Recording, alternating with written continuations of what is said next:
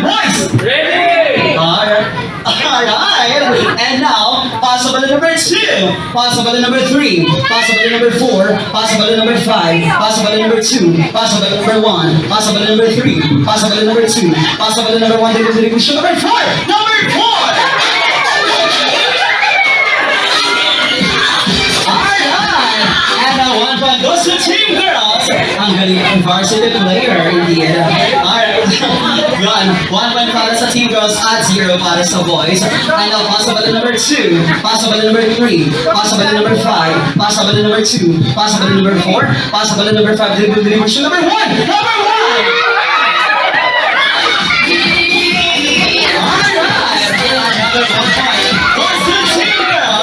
Alright, 2 points at 0 pa rin ang boys. It's okay. Habol pa tayo. Possibility number 3, possibility number 4, possibility number 5, possibility number 3, possibility number 2, possibility number 1, number 3, number 3!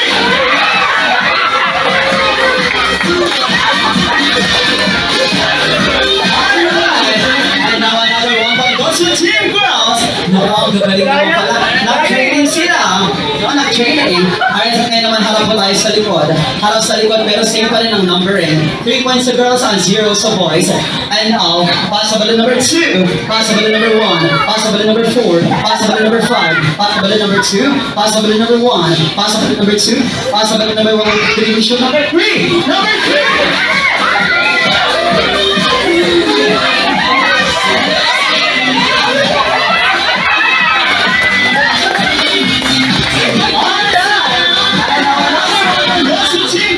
Ang galing pa rin natin sa hide and seek. Alright, another 1 point. So, at total of 4 points at 0 sa boys. It's okay. Para pa tayo sa likod. Alright, so now, para sa 1 point, mananalo ng Team Girls. Alright, so now, possibility number 3, possibility number 2, possibility number 1, possibility number 5, possibility number 2, possibility number 1, possibility number 4, possibility number 1, possibility number 2, distribution number 4, number 4!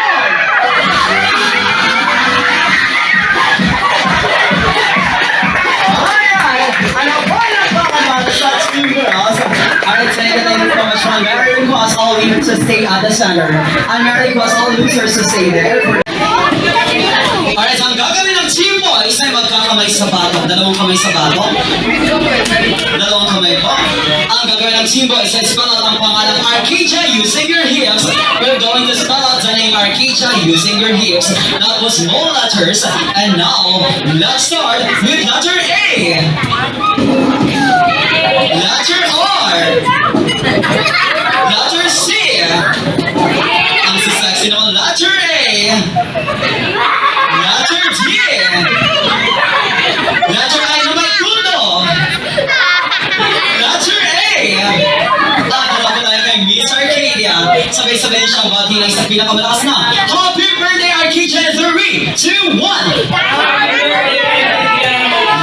Greeting is not enough. Ang gagawin pa ng ating and now, singer number 1, anong song po ang kayang gawin?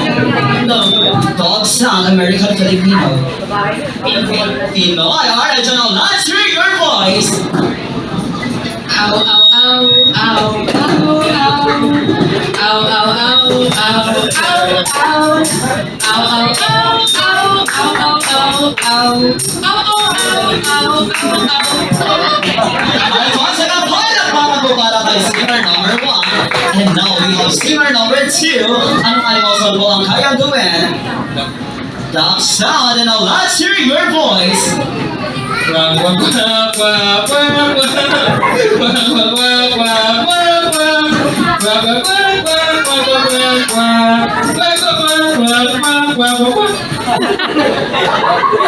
once again, palakpakan po para kay singer number 2. And now, of course, to show his world-class talent, we have singer number 3. Anong animal song po ang kayang gawin? Cut Sound. And now, let's hear your voice. Alright,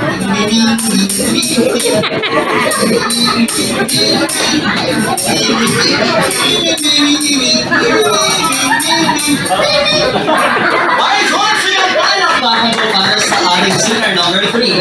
And of course, we have our defending champion from Palawan, singer number 4. Anong animal song po ang kayang gawin?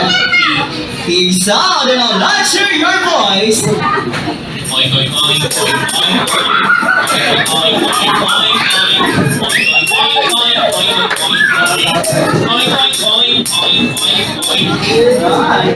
walang bago para kay singer number 4. And now of course, sa show is Gideon Talent. We have singer number 5. Anong animasyon po ang kaya gawin? Gold sound and let's hear your voice.